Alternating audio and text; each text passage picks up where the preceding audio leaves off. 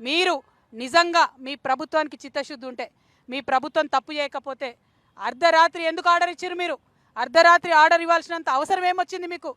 బాజాప్తుగా బయట ట్రాన్స్పరెంట్గా క్వశ్చన్ పేపర్లు పెట్టమని మా విద్యార్థులు ఛాలెంజ్ చేస్తున్నారు. నిజంగా పరీక్షలు రాసిన విద్యార్థులు మా పేపర్లు పెట్టండి, ఎవరికైతే ర్యాంకులు వచ్చినాయో వాళ్ళ పేపర్లు పెట్టుండి అంటారు. ఇంతకన్నా నిజాయితీ ఉంటుందా? ఇంతకన్నా న్యాయం కోరే విధానం ఉంటుందా? ఎందుకు మీరు దాన్ని తుంగలో దొక్కుతున్నారని నేను కాంగ్రెస్ ప్రభుత్వాన్ని ప్రశ్నిస్తున్నా. సరే, మీరు జాబ్ క్యాలెండర్ వేయలేకపోయింది ఇంతవరకు, అది పెద్ద ఫెయిల్యూర్. 2 లక్షల ఉద్యోగాలు ఇస్తామన్నారు, 50,000 పాత ఉద్యోగాలే మళ్ళీ ఇచ్చి తప్పుడు లెక్కలు చెప్తున్నారు.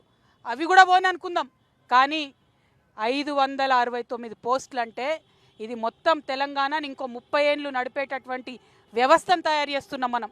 అందుకే ఇవాళ తెలంగాణ ప్రజలను కోరుతున్నా, ఇది ఆషామాషి విషయం కాదు. తెలంగాణ అంతా కూడా మనం పంతం పట్టాలి. ఈ ఏవైతే పరీక్షలు వేసినరో అవి తప్పుడు పరీక్షలు. అందులో కాంగ్రెస్ పార్టీకి సంబంధించిన కొందరిని 30 ఏళ్ల పాటు నింపుకోవడానికి చేస్తున్నటువంటి కుట్రలు. కాబట్టి తెలంగాణ వ్యాప్తంగా ఉన్న విద్యార్థి మిత్రులకు, నిరుద్యోగ మిత్రులకు, వారి తల్లిదండ్రులకు నేను కోరేది ఒకటే, మేము ఇప్పటి నుండి మొదలు పెడితే 15వ తారీఖు డివిజన్ బెంచ్లో కాంగ్రెస్ ప్రభుత్వం మళ్ళీ అక్కడ కూడా కేసు వేయడం జరిగింది. ఈ వారం రోజుల పాటు కూడా తెలంగాణ జాగృతి ఆధ్వర్యంలో రకరకాల కార్యక్రమాలు చేస్తాం. ప్రభుత్వంలో చలనం తీసుకొచ్చే ప్రయత్నం చేస్తాం, ప్రభుత్వం మెడలు వంచే ప్రయత్నం చేస్తాం. కానీ ఇది ఉట్టి మా వల్ల కాదు, మీ భాగస్వామ్యం కావాలి.